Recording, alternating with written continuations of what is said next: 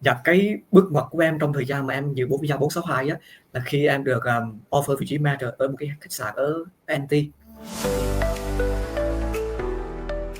Ờ. Thì bạn em mới là suggest em là hãy thử làm skill assessment cho ngành hotel Ừ. manager. Dạ, thì lúc đó thì kiểu như là em cũng không biết là mình bắt đầu từ đâu, yêu cầu như thế nào. Thì trước đó thì em cũng chưa biết IBC. Thì thông qua một cái buổi livestream như thế này, em xem tình cờ xem, thì sau đó là em quyết định liên hệ với công ty, thì em mới được chị Tracy bên IBC tư vấn.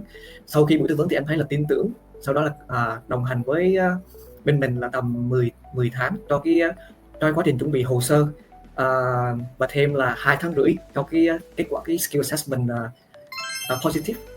Ừ.